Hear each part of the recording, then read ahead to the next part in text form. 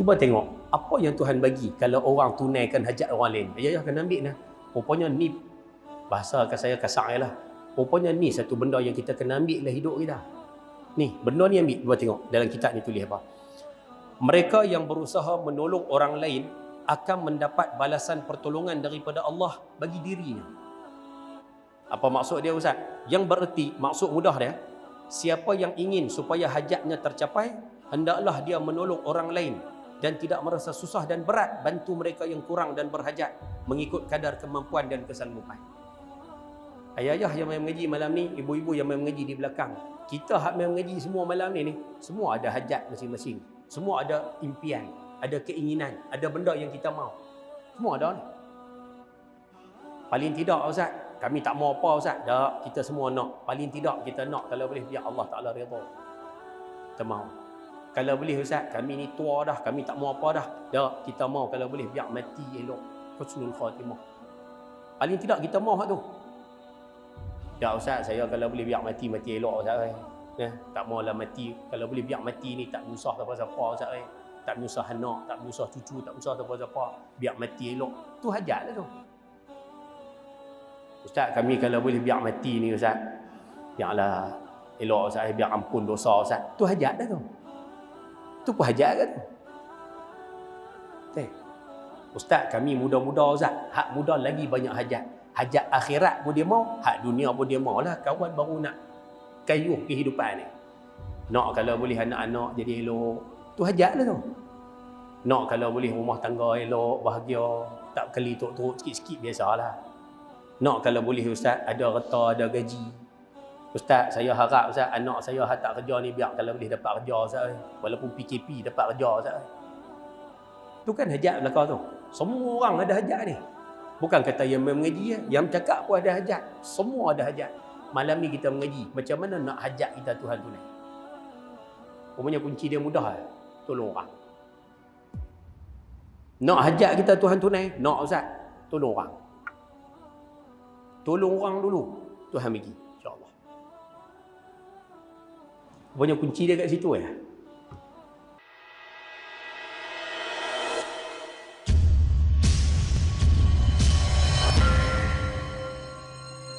Assalamualaikum warahmatullahi wabarakatuh. Kita mulakan pertemuan kita pada malam ini dengan Ummul Kitab Al-Fatihah. A'udzubillahi minasyaitonir rajim. Bismillahirrahmanirrahim. Alhamdulillahirabbil alamin arrahmanir rahim. Iyyaka na'budu wa iyyaka nasta'in. Ihdinas siratal mustaqim. Siratal ladzina an'amta 'alaihim ghairil maghdubi 'alaihim waladdallin. Amin. Bismillahirrahmanirrahim. Alhamdulillah wa kafa. Wassalatu wassalamu ala rasulina al-mustafa wa ala alihi wa sahbihi wa man ihtada.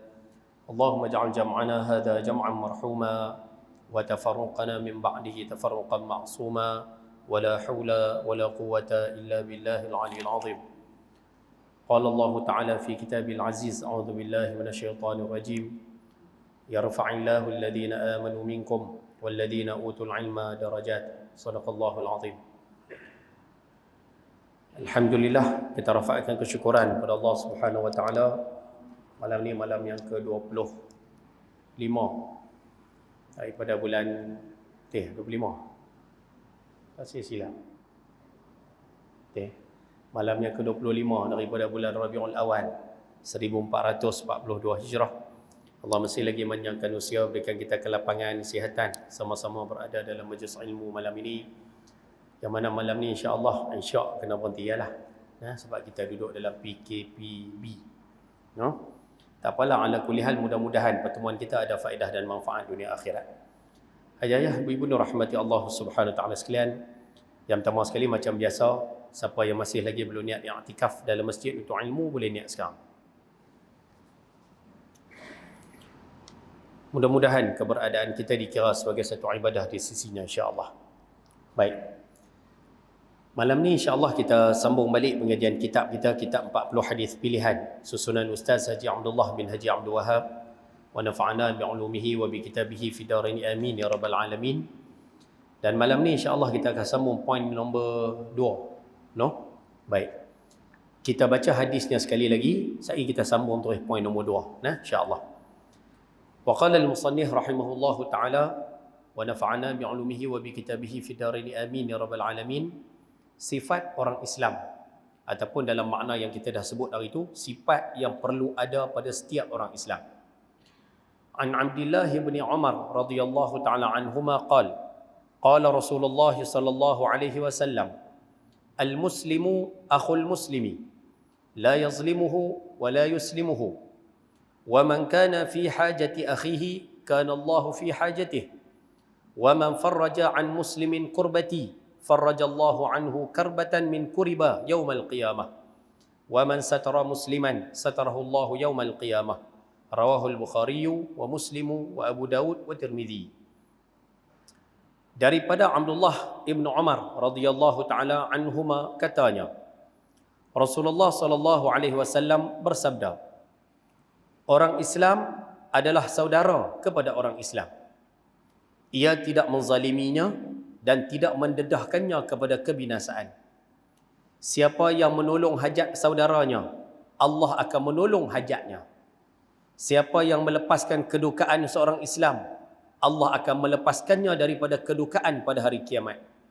Siapa yang tutup aib seorang Islam, Allah akan tutup aibnya pada hari kiamat. Hadis riwayat Imam Bukhari, Imam Muslim, Imam Abu Daud dan Imam At-Tirmidzi. Ayah ibu dan rahmati Allah Subhanahu wa taala sekalian, hadis ni kita dah bincang sekerat bulan lepas berkaitan dengan isu sifat yang perlu ada pada setiap orang Islam. Nabi SAW memberikan gambaran ringkas-ringkas pasal kita tak boleh panjang-panjang, pasal PKP. Nabi SAW bagi satu gambaran tentang kehidupan orang Islam ni. Nabi menyatakan al-muslimu akhul muslimi. Nabi kata orang Islam ni dia adik-beradik dengan orang Islam lain. Maknanya apa yang saya sebut bulan lepas, rupanya kita sama-sama Islam ni sebenarnya kita semua adik-beradik. Semua adik-beradik. Tak kiralah warna kulit putih ke gelap ke, kita bangsa apa ke, kita mai daripada negara mana ke, kita keadaan macam mana ke, tapi nama kata Islam, kamu orang Islam. Ya. Rupanya dia adik-beradik kita. Kita ni adik-beradik dia. Itu satu. Dan bila adik-beradik, Nabi sebut, La yazlimuhu. Kamu tak boleh buat zalim pada dia. Tak boleh naya dia. Sebab apa? Tu adik-beradik kamu. Kamu tak boleh nak buat naya kat dia. Pasal dia adik-beradik. Adik-beradik kali buat naya adik-beradik. Adik-beradik kena dua elok lah. Tu bahasa mudah dia lah. Wala yuslimuhu. Dan adik-beradik ni pula bukan setakat tak boleh penaya dia. Kalau dia kena naya, dia kena zalim, dia kena tindas, dia kena lanyak, dia nak kena bunuh, dia nak kena apa-apa benda teruk-teruk, kita sebagai adik-beradik, kita tak dibenarkan duduk saja. Kita tak boleh duduk saja. Kita kena tolong bantu dia pasal dia adik-beradik kita.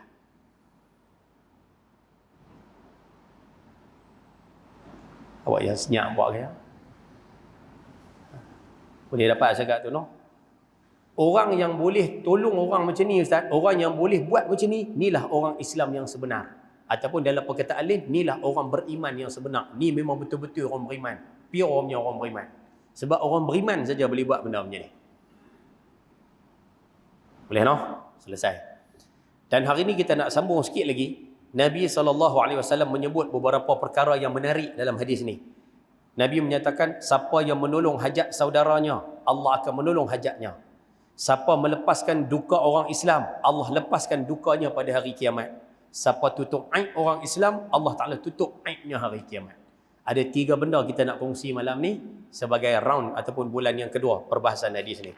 Cuba tengok poin nombor 2. No? Tak boleh nak merapu panjang-panjang. So, kita nak ligan masa, saya pun nak habis ni. Baik, cuba tengok poin nombor 2. Poin nombor 2 adalah berkaitan dengan isu menolong hajat saudara. Maksudnya tolong tunaikan hajat orang lain. Tolong tunaikan hajat saudara. Tolong tunaikan, kita nak panggil apa? Keinginan. Keinginan bolehlah. Tolong tunaikan keinginan adik-beradik kamu. Apa saja hajat mereka, kita boleh bantu. Apa saja permintaan mereka, kita boleh tunai. Baik, cuba tengok. Wa qala al-musannif rahimahullahu ta'ala, menolong hajat saudaranya. Poin nombor 2. Artinya, maksud hadis tersebut, maksud daripada perkataan tersebut, berusaha dan bekerjasama untuk kepentingan dan kebajikan. Maksud dia pakat-pakat bantu-membantu, tolong-menolong untuk benda-benda baik. Sama ada mengenai kepentingan peribadi perorangan, sama ada hajat tu hajat satu individu Ustaz, hajat tu hajat seorang ya. Orang tu ada hajat Ustaz. Kami pakat tolong supaya hajat dia tunai. Kami pakat bantu supaya hajat dia tu terlaksana Ustaz. Ini dipanggil menunaikan hajat orang. Macam tadi kan, ayah-ayah dengar tu apa kita punya AJK Masjid Umum, sehari lepas isyak orang nak buat tahlil. Kan ada nak buat tahlil pada arwah yang dah meninggal dunia. Tu hajat siapa Ustaz? Tu hajat boleh jadi hajat 2-3 orang ahli keluarga dia. Boleh jadi tu hajat ahli keluarga orang yang meninggal dunia. Tu hajat depa Ustaz, tu hajat depa. Rupanya orang Islam kita diminta untuk tunaikan hajat tu.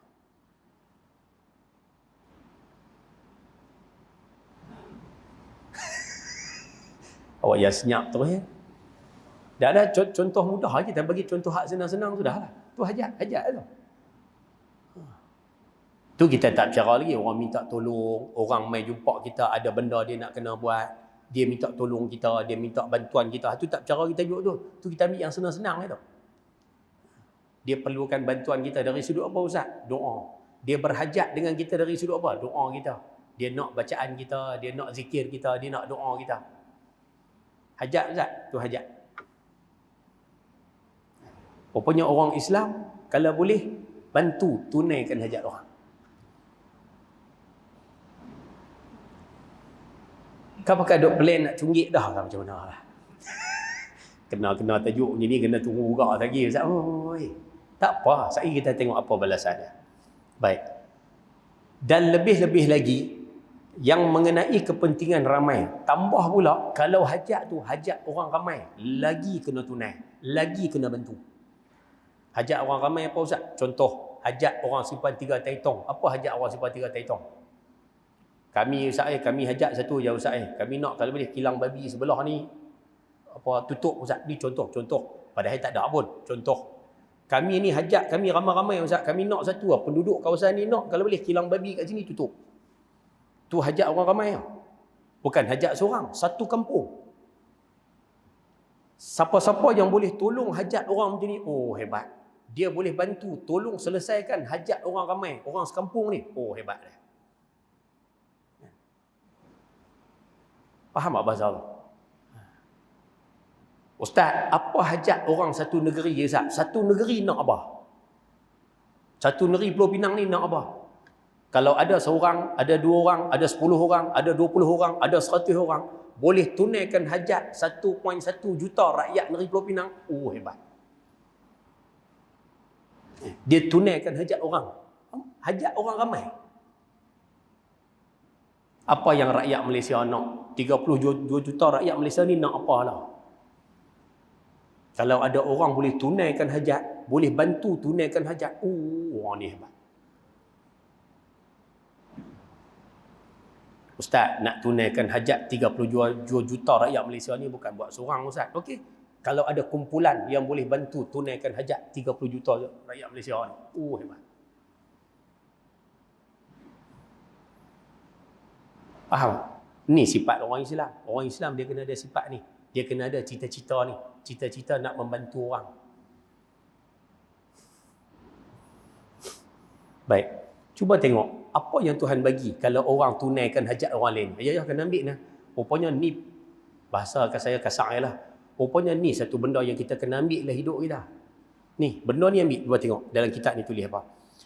Mereka yang berusaha menolong orang lain akan mendapat balasan pertolongan daripada Allah bagi dirinya. Apa maksud dia Ustaz?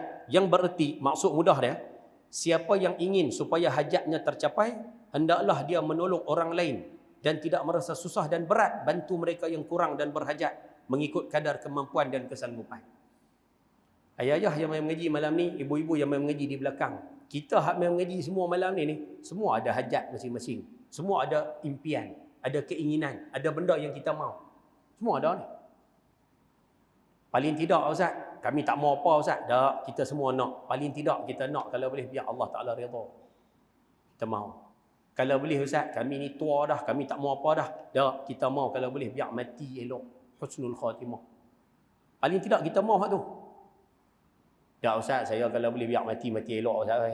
Tak maulah mati. Kalau boleh biar mati ni tak menyusah siapa-siapa Ustaz. Tak menyusah anak, tak menyusah cucu, tak menyusah siapa-siapa. Biar mati elok. Tu hajat lah tu.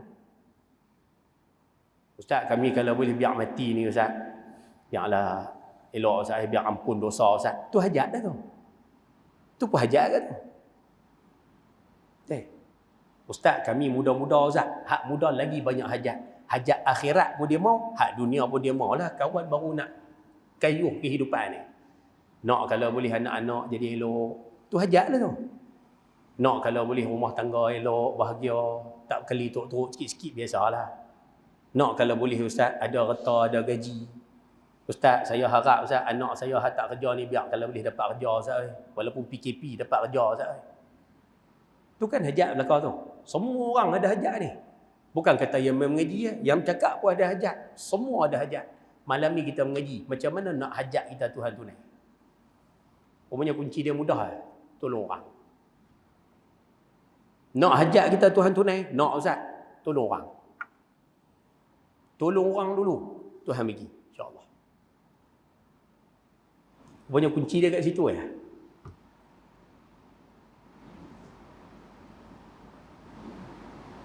Assalamualaikum. Awak yang senyap Pak. Dah, rupanya kunci dia kat situ ya. Dah Ustaz kami ni nak semayang hajat kau Ustaz. Kami ni nak baca doa apa Ustaz nak kalau boleh impian kami ni makbul. Kalau boleh hajat kami ni tertunai. Nak kena semayang hajat banyak mana Ustaz? Lah, tolong orang.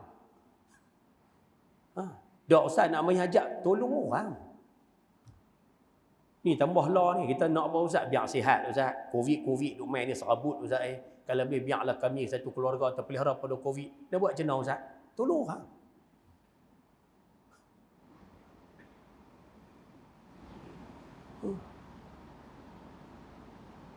Any question? Ada soalan? Rupanya point dia orang tu siapa Ustaz? Siapa saja orang Islam, tolong.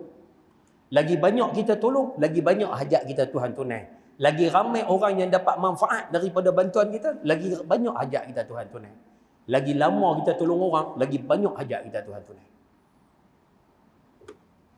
Rupanya point dia kat situ.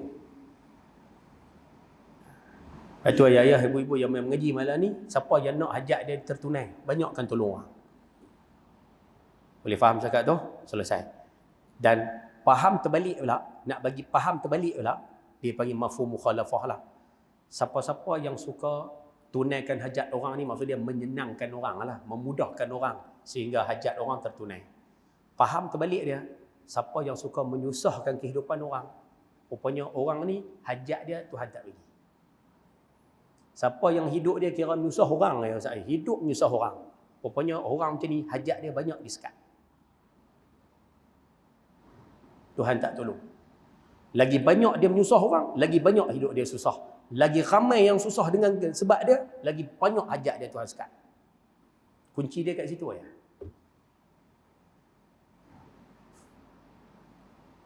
Faham tak bahasa tu?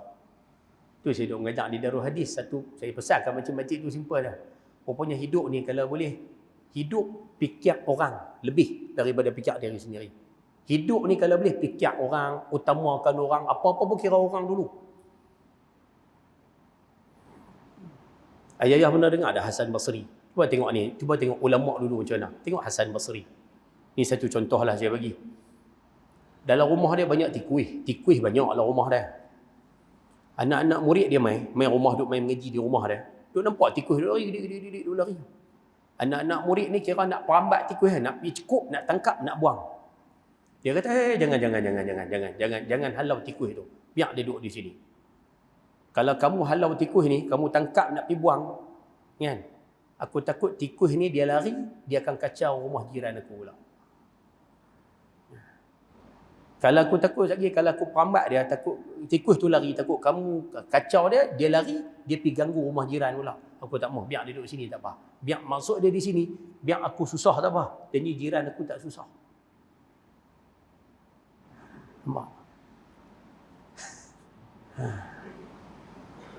Kita hari ni terbalik. Kita ikut ajaran orientalis, kita ikut ajaran kapiak, orang barat. Orang barat ajar hidup fikir diri dulu. Apa pun fikir diri sendiri dulu. Tu yang hidup kita susah. Sebab hajat kita tak ditunaikan. Sebab tu hidup kita susah. Sebab Allah tak pemudahkan kehidupan kita. Kan kita buat apa pun fikir diri sendiri ya. Nak buat rumah, kan fikir orang, fikir kita. Janji aku buat rumah. Rumah orang kenangi tak kenangi, lentak pergi depa. Kita kahwin kadang dengan bini pun. Kita buat bini tu macam orang gaji lah. Lanyak buat apa? Ikut suka aku. Aku nak buat apa, aku buat. Pasal apa? Aku suami. Dia jadi mak, dia buat ikut suka dia. Ya. Pasal apa? Hampa kena taat aku mak. Dia nak buat apa kat anak-anak buat. Nak buat apa kat menantu buat. Nak kata apa kat orang kata. Ni bahasa contoh lah. Dia jadi bos, dia rasa nak tekan pekerja, tekan. Dia jadi pekerja, rasa nak kerja ikut suka, kerja ikut suka. Dia jadi pemimpin, nak buat kat apa-apa kat rakyat, buat, tak peduli siapa. Rupanya orang macam ni hidup susah. Tuhan tak tolong. Pasal Tuhan sebut, innallaha fi aunil abdi ma kana al-abdu fi auni akhihi. Allah Ta'ala akan tolong hamba tu selama mana hamba tu tolong orang. Kamu tolong orang, Tuhan tolong kamu. Faham tak bahasa Allah? Any question? Ada soalan? Sebab tu kalau ibu-ibu faham tak poin malam ni? Boleh dapat no? Sebab tu malam ni kalau ibu-ibu ada hajat, ustaz kami ada saya ada hajat saya. Macam mana nak buat? Tolong orang. Mana orang hak berhajat apa-apa benda dia perlu pertolongan? Tolong. Tolong, tak usah duk kira, tolong Kita niatlah hati, mudah-mudahan aku tolong hamba Allah ni, Allah Ta'ala tolong selesaikan hajat aku. Minta tu Dengar orang minta tolong, bantu. Tak usah duk kira. Boleh bantu dengan tenaga, bantu. Boleh bantu dengan idea, bantu. Boleh bantu dengan duit ringgit, bantu. Boleh bantu dengan masa. Apa saja boleh bantu, bantulah. Ustaz, dia main rumah saya, Ustaz. Apa aku ni tak tahu apa nak tanah tu ingat dia tu aku duk ingat nak cari cangkui. Banyak kedai cari cangkui tak jumpa. Beli buat apa ni cangkui duk ada ambil pergi pakai. Nanti habis hentak. Bila sejak hentak. Walaupun nampak simple, cangkui tapi kita menyenangkan hajat orang lain. Tak ada apa pun, cangkui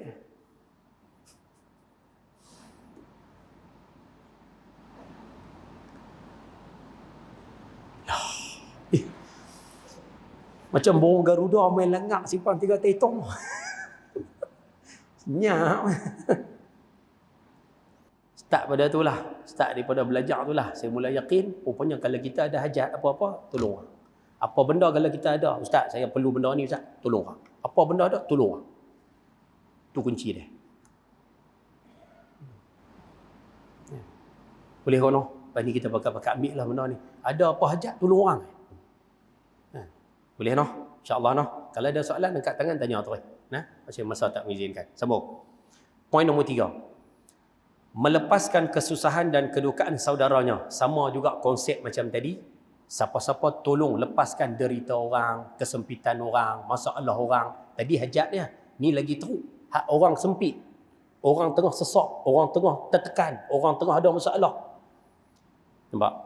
Bererti berusaha dengan, maksud dia, berusaha dengan segala daya bagi menimbulkan kesenangan dan kegembiraan sesama Islam. Rupanya amalan ini pun satu amalan yang sangat-sangat mulia. Kita tolong lepaskan kesusahan orang. Orang ada masalah, kita bantu. Orang ni sesak, kita bantu. Orang ni sempit, kita bantu. Orang ni sakit, kita tolong. Orang ni tekanan, kita tolong. Orang ni ada masalah, beban banyak, kita lepas beban dia. Rupanya mana-mana manusia yang buat macam ni, Allah Ta'ala akan bagi kepada dia kelebihan yang sangat besar. Cuba tengok. Dia bukan setakat berdoa, bukan setakat kita doa saja kat dia. Malah dengan cara lebih berkesan, berusaha menyenangkan saudaranya. Tolong takat mana boleh supaya dia rasa senang, dia rasa tenang, dia rasa selesa. Ini lagi hebat. Ini lagi hebat. Dia main rumah kita, dia duduk cerita apa? Aku ni serabut betul mak. Mat, aku serabut betul anak aku macam ni. Kita kan buat apa pun. Kita cuma kata, tak apa ujian. Tuhan bagi tu sikit tu ujian. Hang gagah agak anak hang seorang macam tu. Aku ni 4, 3 jadi macam tu. Hang duk cerita tadi tu, anak hang seorang tu, aku anak aku 3 jadi macam tu.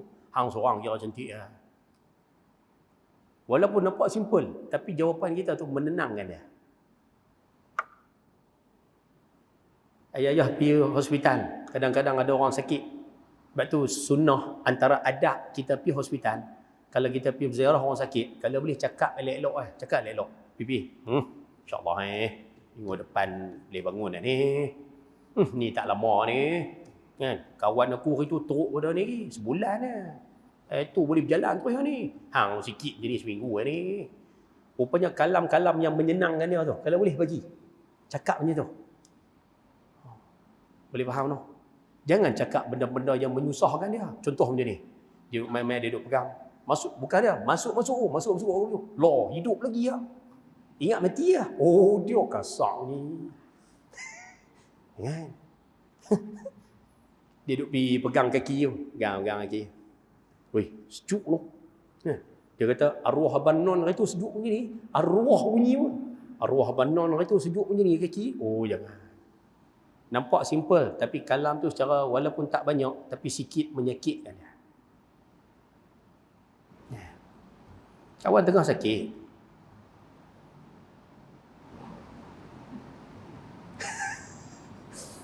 Boleh faham tak? Ibu-ibu yang ada di sini. Ibu-ibu kan duduk di rumah. Kadang suami serabut. Patutnya bila suami serabut, dia serabut, kita tanya abang, awak senyap ke ni?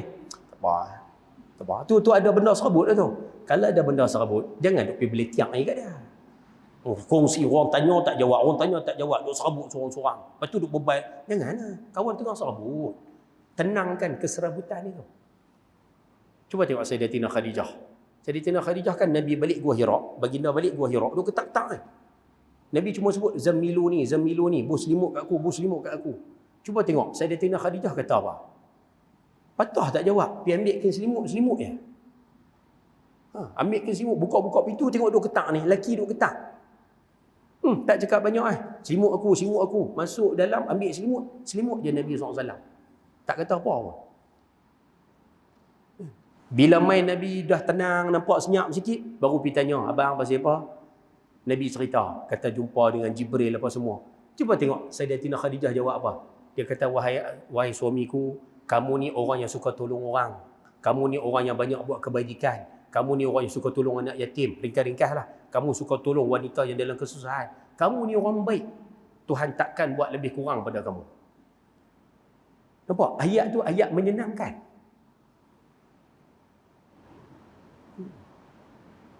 Pasal? Ibu-ibu faham tak poin tu? Rupanya kena macam tu. Kita ada, cuba ibu-ibu bayang. Orang perempuan, bukan ibu-ibu tak terlibat lah. Orang perempuan hari ni dia terbalik. Kan? Suami kalau balik rumah, tengok dengan baju koyak, dengan apa koyak ni. Buka-buka pintu. Orang tua tu kata, Allah, sakitnya, aduh, sakitnya. Dia buka-buka pintu dia duduk tanya dah. Awak abang pasal apa ni? Awak abang pasal apa ni? Awak pasal apa? Habaq lah abang, cakap lah. Tu dia. Sementara hak sakit tu lagi tambah sakit. Nampak kaya? Dia duduk tanya ni, abang kenapa ni? Awak pasal apa? Kita pun dah duduk atas kerusi tu. Tadi abang Kona tadi beli isi lemak. Kona motor tadi, kereta tu main belah. Agak-agak dia kata apa? Kita abang, kita kata tadi Kona beli isi lemak bagi tadi tu. Kona nak balik. Kereta tu main dia belah. Abang tak nampak kereta tu. Dia belah abang. Agak-agak bini kita kata apa? Agak-agak kata Bu Haji. Ayah-ayah, saya rasa ayah-ayah lagi tahu jawapan tu. Ibu-ibu pun tahu jawapan. Dia akan kata macam-macam orang. Tu lah orang kata bawa motor tengok kiri kanan. Ni bawa motor tak tahu. Dia kena lagi sebeban. Kita ingatkan dah lah sakit. Hak ni sakit. Kok lah dah balik-balik ringan sikit. Dah, rupanya dia sembuh. Hak ni pun sakit. Badan pun sakit. Yang ni pun sakit. Nampak? Tu beza. Padahal apa salahnya kalau bagi jawapan yang menenangkan dulu.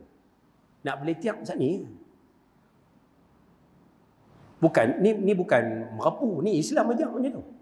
Islam ajar orang tengah berduka, lepaskan duka dia. Orang tengah sesak, lepaskan sesak dia. Orang tengah serabut, lepaskan serabut dia. Bukan suruh tambah lagi. Lepaskan. Baik, cuba tengok apa yang dapat tu Ustaz. Usaha yang suci dan jujur seperti ini akan mendapat ganjaran baik daripada Allah. Di mana Allah akan hilangkan kedukaan dan susah pada hari kiamat. Tu dia Tuhan balas. Rupanya siapa atas dunia tolong orang, lepaskan beban orang, hari akhirat Tuhan lepaskan beban dia. Hari akhirat semua orang tenggelam. Ni dengan kita duk dengar cerita peluh Allah Ta'ala lepaskan dia daripada tenggelam dalam peluh. Hari kiamat manusia dengan matahari dekat, Allah Ta'ala pelihara dia daripada kepanasan terik matahari. Duduk di padang mahsyar dengan sesak, Allah Ta'ala lepaskan dia daripada kesusahan sesak pada mahsyar. Hisab susah, Allah Ta'ala akan mudahkan hisab dia di hari kiamat pasal dia lepaskan kesusahan orang lain di dunia. Titian sirat susah. Ni semua haba susah-susah akhirat ni. Semua Tuhan pelepas. Pasal atas dunia dia pelepas susah orang. Lepas tu benda macam ni yang main mengaji malam ni ambil je. Ambil benda ni. Tak payah susah banyak-banyak. Kadang orang tanya, Ustaz, kami ni nak doa apa Ustaz supaya hari akhirat ni kami senang? Lah, doa tu doa, tapi senang sekali buat apa? Tolong orang. Lepaskan kedukaan orang. Lepaskan kesulitan orang. Tu ya. Ibu-ibu balik sekali tanya anak ni, "Ni, Mat, hang PKP ni duit ada tak ada?" "Tak ada, tak tahu nak kata mak Ada, tu cukup makan lah." "Nah, mak, Mat, mak bagi 500." Ambil. Awak ingat kerajaan yang boleh bagi, mak pun boleh bagi kat 500. Walaupun nampak simple, tapi 500 tu menghilangkan beban dia. Dan mana kita nak tahu 500 yang kita bagi tu Allah Ta'ala lepaskan duka kita hari akhirat. Mana kita nak tahu? Bagi sekali je. Tambah kalau orang tu betul-betul perlu, silat-silat hari bulan, dia betul-betul perlu, kita pergi bagi kat dia. Kadang-kadang sujud syukur dia. Ada orang kadang sujud syukur tu. Kadang kita bagi kat dia, teriuk. Hak tu memang dia sangat-sangat menghargai. Kita bagi-bagi teriuk. Ada. Tu dia pada viral, ada perempuan apa, Chinese kan. Ada satu perempuan Chinese di KL, dia tengok ada budak duduk tepi KFC. Duk kira duit nak beli KFC tak cukup. Last sekali wanita Chinese tu dia pergi beli KFC bagi kat budak tu. Masa dia bagi tu, tengok adik dia hak perempuan duk lari main tengok muka. Bagi tahu kata dia pun memang teringin semua. Lapak lah. Lepas tu bila perempuan Chinese tu ada bawa kawan dia kot. Kawan dia buka tingkap, panggil budak tu. Budak yang terima tu buat. Ucapan terima kasih.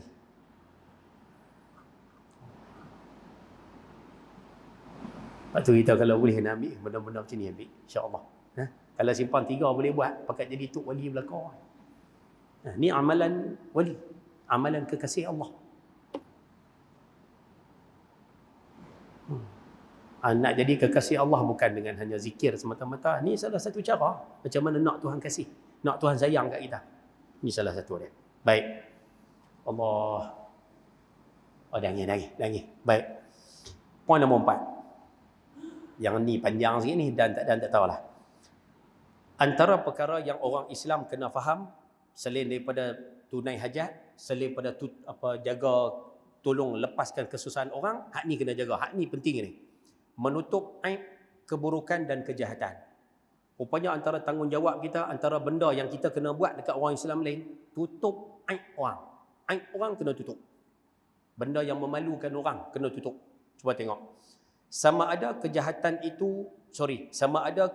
dan keburukan itu kecil ataupun besar, hendaklah ditutup, tidak didedahkan pada ramai. Sama ada benda aib tu kecil ke, besar ke, semua kena tutup. Tak boleh buka. Boleh no? Oh, maknanya aib orang kena tutup Ustaz. Aib orang kena tutup. Islam suruh tutup aib. Sebab tu orang yang suka buka aib orang ni hari akhirat Tuhan buka aib dia. Siapa atas dunia suka cerita buruk orang, duk simbang orang tu cerita buruk orang ni, simbang orang ni cerita buruk orang ni, duk orang ni cerita buruk orang ni. Hari akhirat Tuhan buka aib dia depan semua manusia. Jaga kan? Tambah hak jenis mulut tak pandai jaga tu. Dia kira nak cerita buruk orang ni, hang tahu duk hang tahu duk cerita ni. Hari akhirat Tuhan buka habis cerita dia. Dengar nah. Padahal tak boleh nah, memang tak boleh. Ayah-ayah pernah tengok tak? Ni saya buat contoh kecil je. Kecil macam ni pun tak boleh. Kita duduk ramai 3-4 orang. Tiba-tiba ada seorang kentut. Dia murah. Cuba tengok berapa banyak di kalangan kita. Hak ni pun dia tak, bahasa ni kasar je lah. Mungkin dia tak perasan. Padahal dia wajib senyap dah. Kalau rasa tak tahan bau teruk ngat.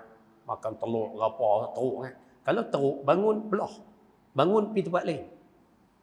Tu cara.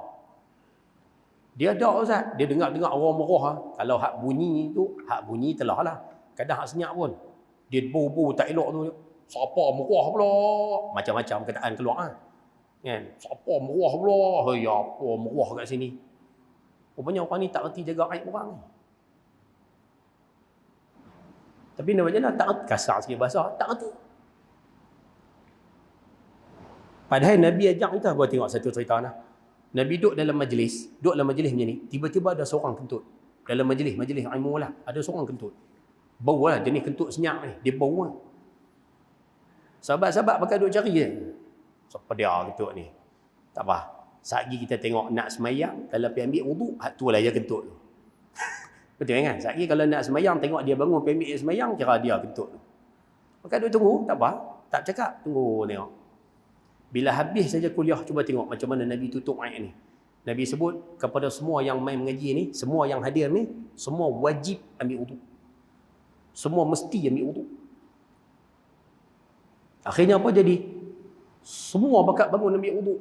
Jadi siapa pun tak tahu orang yang kentut tu siapa. Seorang pun tak tahu siapa orang kentut tu. Dan yang syoknya, sampai lah pun tak tahu siapa kentut tu. Siapa sahabat yang kentut tu, sampai lah pun orang tak tahu siapa dia. Punya Nabi SAW jaga aib sampai tahap tu. Ayah-ayah ibu pernah tengok. Ni semua cerita kentut ni. Ni hak kecil. Ni cerita kecil. Ada seorang ulama nama Hatim Al-Asam. Ni cerita lebih kurang sama. Buat tengok. Ambil lah pengajaran pada cerita-cerita ni. Ada seorang ulama nama Hatim Al-Asam. Asam ni maksudnya pekak. Hatim si pekak. Dia tak pekak. Dia bukan orang pekak. Dia orang alim. Dia tak pekak. Tapi dapat gelaran pekak tu sebab apa? Sebab dia jaga maruah satu makcik. Ada seorang makcik tu main duduk depan dia, nak tanya soalan. Tok Guru nak tanya soalan.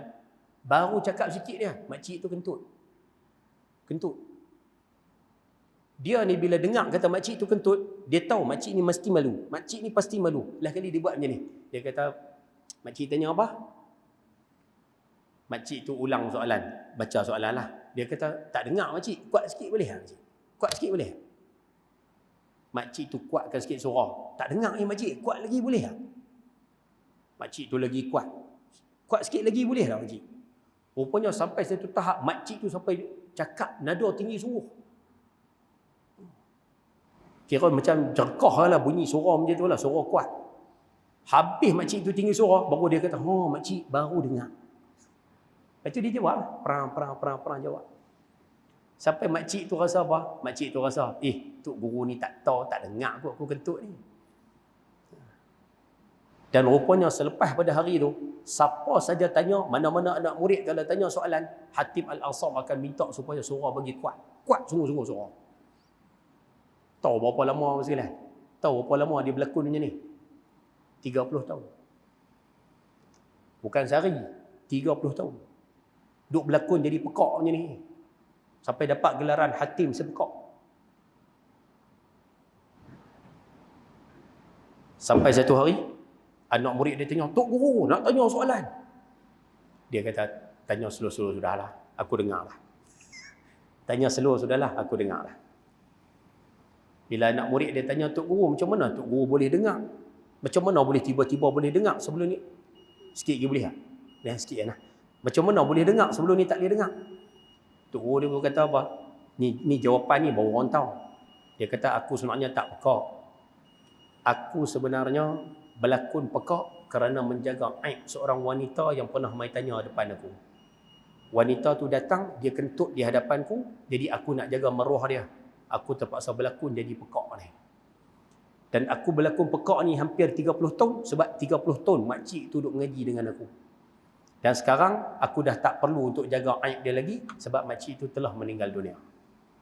Jadi aku tak perlu jaga aib dia. Habis selesai. Dan dia tak sebut pun makcik tu makcik mana. Dia tak sebut pun siapa orang dia. Pak, ulama dulu jaga aib sampai tahap macam tu. Kita hari ni tahu, hang tahu ni anak Kak Nak tu. Tiba dengar kata mengandung. Tu dia lah. Tak tahu cerita apa lagi, cakap dah. Sabar sah. Ni dengar kata Haji Man tu kahwin seorang lagi. Apa?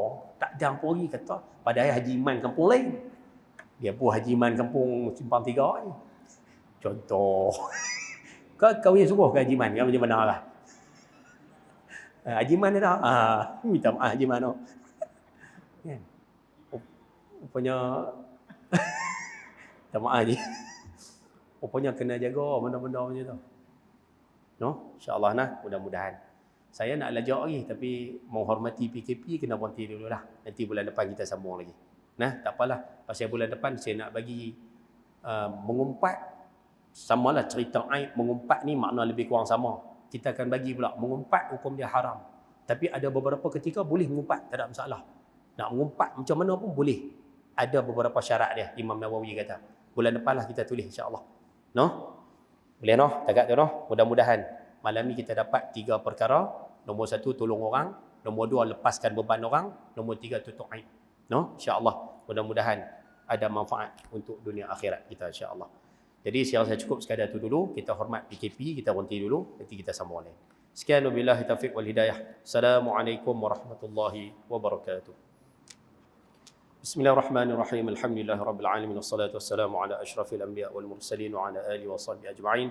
ربنا افتح بيننا وبين قومنا بالحق وأنت خير الفاتحين وصلى الله على سيدنا محمد وعلى آله وصحبه وبارك وسلم والحمد لله رب العالمين. Jangan lupa nah, sekali habis isyak ada tahlil. Dan kita buat ringkas insya-Allah. Wallahu a'lam.